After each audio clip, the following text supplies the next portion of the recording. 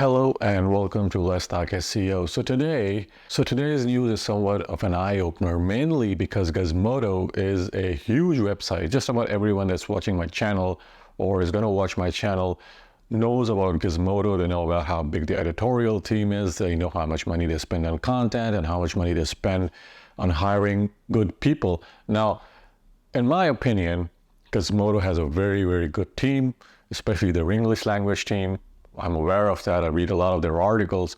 But the latest article by The Verge kind of caught me off guard because they have decided to replace their entire Spanish writing team for their Spanish website with AI. Now, even though it's surprising to me right now, this is not, if you look at this at the grand context or the grand scheme of things, this is happening everywhere with every major website because they can save a few $1,000s a month by replacing real writers with AI. But in the case of Gizmodo, they're not replacing, well, they have replaced some real writers with AI, but what they're doing is they replace only the Spanish language writers with AI. And so what they've essentially done is that they've replaced translators. So the Spanish language writers mainly translated text from English to Spanish.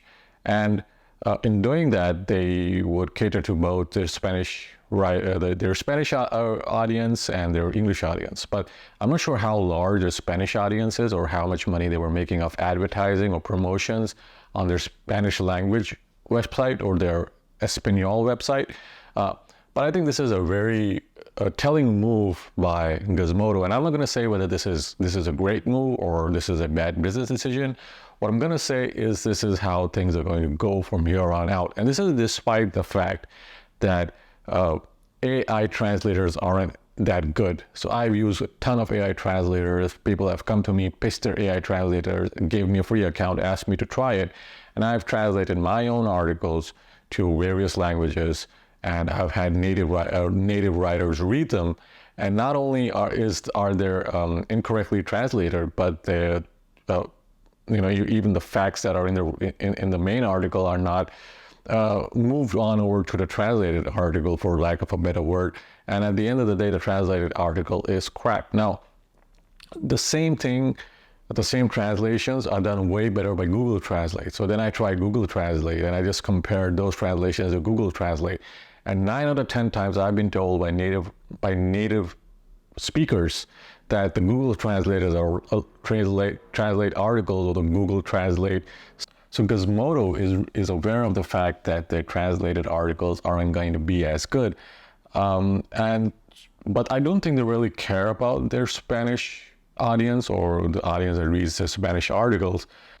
This is what they've put on the website. They've said new articles. So the new Español article that have been published on their website has this message right at the bottom. It says, contents have been automatically translated from the original. Due to nuances of machine translation, there can be slight differences. Well, there aren't only slight differences.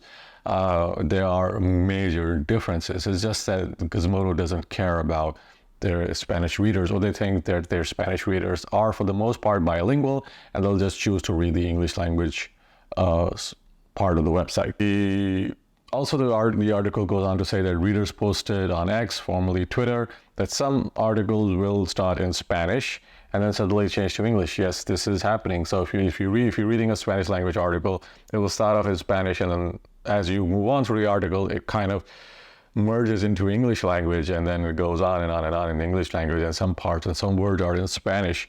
Now, I'm not a Spanish reader, but I've spoken to many people who are bilingual, and they've said, yeah, that is the case, especially with their newer articles. So Spanish website AZADSL Zone reported Gizmodo on Español's team was told by a video call of the decision. GeoMedia did not return the request for comment. So basically, they just fired the entire Spanish or Español team over a video call, which is very common these days. And after having fired them, they just replaced it with generative AI to write all the news stories. And this is happening, as I said, in many other news organizations. So I've left a link in the description. You guys can read the entire article, but I've spoken to a legal expert about errors in articles like this. Now, if there's an error in a news story, What kind of protections do they have for the organization? And as it turns out, and this is not me because I'm not a legal expert, but the experts are telling me that if AI makes a mistake and you have this message at the bottom that says that this is generated by AI and AI does make mistakes, then you're not really liable for the mistakes. The thing is, most people don't read to the bottom of the article to read the message. They just read the article. So in most cases, they're not even reading the whole article. They're just skimming through it.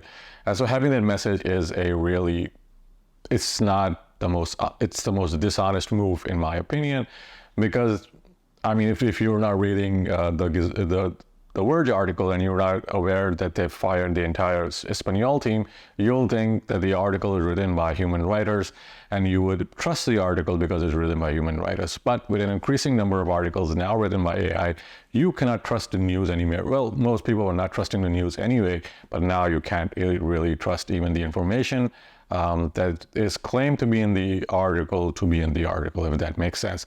So I hope you guys like the video. Let me know what you think about AI translators in the comments below. Like and subscribe, and I'll check you out in the next video.